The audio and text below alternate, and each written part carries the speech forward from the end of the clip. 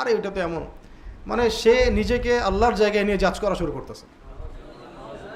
পারলে বলেই দেয় যে আরে ওটা তো জাহান্নামী, ওটা বলতে পারে না খালি। তো এগুলো দিয়ে ভাই দিনের ওই কাঙ্ক্ষিত বিজয়টা হবে না। ইব্রাহিম আলাইহিস সালামের মতো আমাদেরকে আগে এইভাবে কওমকে প্রশ্ন করা শিখতে হবে যে মাযা তা'বুদুন, কিসের ইবাদত করতেছো তোমরা, এগুলা কি করতেছো তোমরা, মানে এটা একটা কথা, তোমরা করতেছোটা কি কি। তারপরে উনি বলছেন আইফকান আলিহাতান দুনাল্লাহি তুরিদুন, তোমরা কি আল্লাহকে বাদ দিয়ে, তোমরা কি আল্লাহ মহান আল্লাহকে বাদ দিয়ে অলিক ইলাহ সমূহের ইবাদত করছো? রোজার রব, যাকাতের রব, রাজনৈতিক সামাজিক অর্থনৈতিক এইসব হেদায়েতের রব তিনি নন? তো ওটা মানা হয় কোথায়, কোথায় মানা হয়?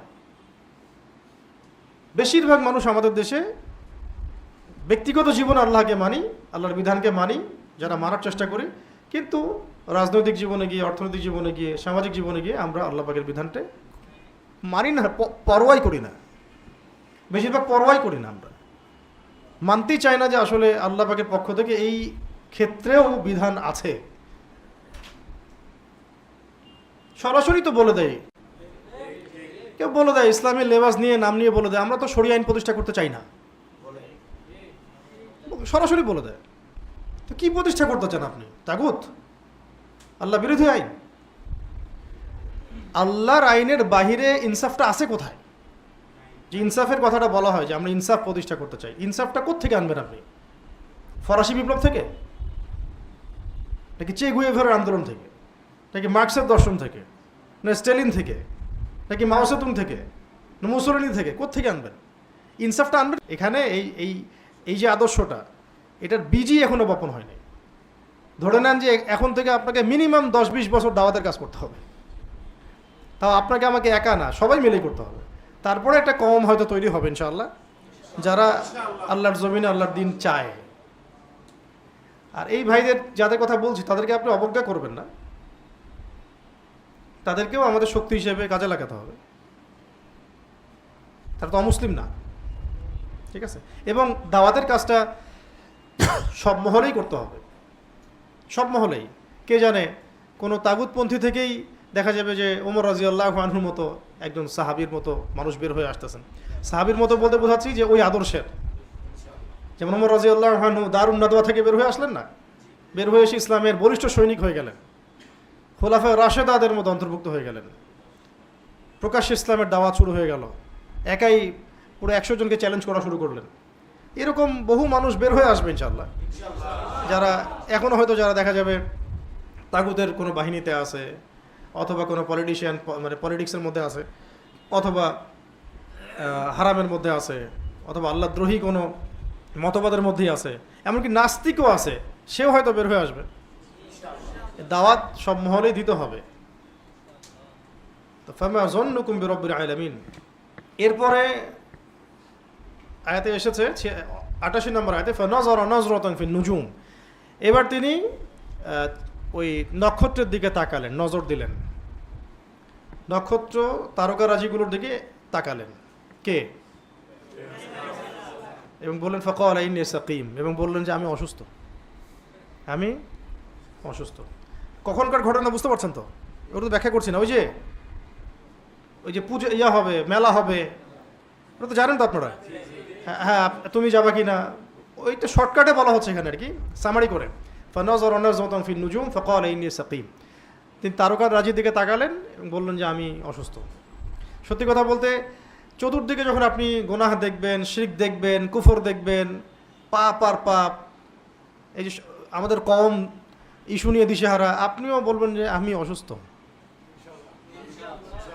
আমি কি ভাই, আমি আকাশের দিকে তাকায় বলবেন যে আমি তো অসুস্থ। বুঝতে পারছেন কথাটার মানে গভীরতা কোথায়? উনি কিন্তু ফিজিক্যালি এখানে অসুস্থতা বোঝান নাই, ওনার মন ভালো নাই, আমি মেন্টালি এখনও সিক না, মানে আমি মেন্টালি সাউন্ড না, এখন আমি ভালো লাগছে না এগুলো আমার কাছে। এটা এড়িয়ে যাওয়ার জন্যে, সব ফিতনাগুলো এড়িয়ে যাওয়ার জন্য তিনি বলেছেন আমি অসুস্থ। এটা মিথ্যা কথা না, কিন্তু এটা কৌশল করা। চতুর্দিকে গান বাজতেছে ধুমধারাক্কা, আপনি কি করবেন? এখানে পার্টিতে আপনি বলবেন যে আমি ভাই অসুস্থ আছি, তোরা যা। এরকম না, আপনি মেন্টালি অসুস্থ, মানসিকভাবে আপনি ভালো নাই, কারণ আপনার মনটা সায় দিচ্ছে না। এটা একটা খুব ভালো একটা আয়াত, মানে খুব চমৎকার একটা আয়াত। কিন্তু এরকম সিচুয়েশনে মুমিনরা পড়বেই এই ফিতনার জামানায়, যখন বলতে আপনি বাধ্য হবেন যে আমি অসুস্থ, আমি পারবো না।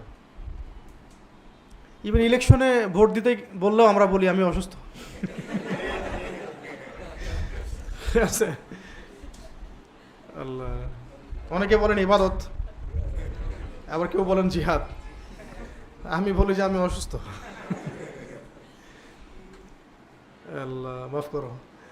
তো এরপরে ফাতাওয়াল্লাউ আনহু মুদবিরিন, ফাতাওয়াল্লাউ আনহু মুদবিরিন, এরপর তাকে রেখে তারা সবাই চলে গেল।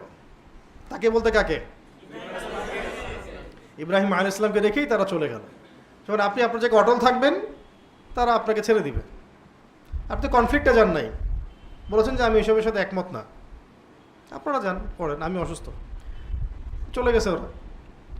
এবার তিনি যেটা করলেন, ফারাগা ইলা আলিহাতিহিম, এবার তিনি ফারেগ হলেন। ফারেগ হলেন মানে হচ্ছে কি হলেন? নিজের ফারেগ হলেন মানে অবসর পেলেন এমন না, মানে তিনি পুরোপুরি সন্তর্পণে ধীরে সুস্থে প্ল্যান করে দেবতাগুলোর দিকে গেলেন। দেবতাগুলো বলতে ওই সময়কার যে মূর্তিগুলা। ফাকালা আলা তাকুলুন, এবার গিয়ে তাদেরকে বলছেন যে আলা তাকুলুন, তোমরা এগুলো খাবা না? দেবতাগুলোকে বলছেন ফাকালা আলা তাকুলুন, তোমরা এগুলো খাবা না? খাবারগুলো খাবি না তোরা? এরকম কথা। তো এইভাবে বললে আবার আমাদের অনেক সুশীল বের হয়ে যাবে। আপনি কি দেবতাদেরকে গালি দিলেন? হ্যাঁ, ধর্মীয় অনুভূতিতে আঘাত করলেন নাকি? না, বরং আমরা আমাদের কমিউনিটির মধ্যে যে হিন্দু ধর্মাবলম্বী ভাইরা আছেন, ওই অর্থে ভাই বললাম আর কি, আদম সন্তান, শরিয়ার দৃষ্টিকোণ থেকে, ধর্মের দৃষ্টিকোণ থেকে তো ভাই না, আদম আলাইহিস সালামের সন্তান। তো তাদেরকে আমরা বলতে চাই যে এখানে ইব্রাহিম আলাইহিস সালাম যে একটা মূলনীতি অবলম্বন করেছেন, এটা আপনি আপনার দেবতার সামনে গিয়ে করেন। দেবতার সামনে দাঁড়ায় বলেন আল্লাহ তাকুলুন, তুমি খাবা না এটা? দেখেন কি অ্যান্সার আসে। তুমি খাবা না?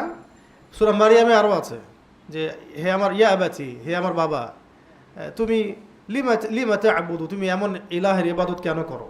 মা লা ইয়াসমাউ, যে শুনে না, মা লা ইয়াসমাউ ওয়ালা ইউবসিরু, এবং দেখেও না। মা লা ইয়াসমাউ, ইয়া আবাতি লিমা তা'বুদু মা লা ইয়াসমাউ ওয়ালা ইউবসিরু ওয়ালা ইউগনি আনকা শাইআ, এবং তোমার কোনো উপকারও করতে পারে না, ক্ষতিও করতে পারে না। এমন ইলার ইবাদত কেন করো? তো এইভাবে প্রশ্ন আপনিও করেন, যান ইবাদত আপনার ইলার সামনে দাঁড়ান, গিয়ে বলেন যে আল্লাহ তাকুলুন, তুমি কি খাবা না? মা লাকুম লা তানতিকুন, আরও প্রশ্ন করতে গেল, মা লাকুম লা তানতিকুন, হে ইলাহরা তোমাদের কি হলো, তোমরা কথা বলছো না কেন? এটা কার স্টেটমেন্ট? ইব্রাহিম আলাইহিস সালাম। আল্লাহ তাকুলুন, তোমরা কি খাবা না এই ভোগ প্রসাদগুলা? মা লাকুম লা তানতিকুন, কি হইলো, কথা বলো না কেন? কারণ কোনো অ্যান্সার আসতেছে না, আবার জিজ্ঞাসা করছে কি হলো, কথা বলো না কেন? আরে খাইতে না পারো, কথা তো বলতে পারবা। খেতেও পারতেছে না, কথাও বলতে পারছে না। সূরা হজের মধ্যে আছে যে মাছিও তাড়াতে পারছে না, গায়ের মধ্যে একটা মাছি বসলে সেটা তাড়াতেও পারছে না, উপকারও করতে পারছে না, ক্ষতিও করতে পারছে না, শুনেও না, দেখে না। আপনারা তারপরেও এদের ইবাদত করেন আর বলেন যে এদের আদর্শে রামরাজ্য কায়েম করবেন। একটা প্রাণী, চতুষ্পদ প্রাণী, যাকে আল্লাহ পাক আমাদের জন্য সৃষ্টি করেছেন, তার গোবর আপনার খাওয়াচ্ছে, আপনাদেরকে তার মূত্র আপনাদেরকে খাওয়াচ্ছে। কোন ধর্ম চিন্তা করছেন আপনি? তাহলে আপনাদের উচিত হবে, এই হিন্দু ভাইদের উচিত হবে ধর্মগ্রন্থ নিয়ে এই সন্ন্যাসীদেরকে, যারা ধর্মগ্রন্থ চর্চা করে, ওদেরকে চ্যালেঞ্জ করেন গিয়ে, এটা আছে কোথায় আমার ধর্মে, দেখাও। দেখাইতে পারে নাকি তারা? বরং তাদের ধর্মগ্রন্থ থাকবে যে আল্লাহ একজন, তাদেরকে দাওয়াত দেওয়া উচিত। আপনাদেরকে এটা জাহান্নামের পথে নিয়ে যাচ্ছে। ধর্মগ্রন্থ পড়ে আপনাদের ধর্মনেতাদেরকে চ্যালেঞ্জ করেন, হুজুরদের পিছনে লাগাবাদ দিয়ে, যে আমার ধর্মে আছে কোথায় স্ট্যাচু ওয়ার্শিপ করতে হবে। স্ট্যাচু তো শুনেও না, দেখেও না, নড়েও না, চড়েও না, মাছিও দাঁড়াতে পারে না, প্রসাদ দিলে খেতেও পারে না, কথাও বলে না। কিসের ইবাদত করতেছেন আমাদের? তো ইব্রাহিম আলাইহিস সালাম কিন্তু এগুলো টেস্ট করলেন, শুধু গিয়ে কুড়াল দিয়ে ভেঙে দিয়েছেন এমন না কিন্তু।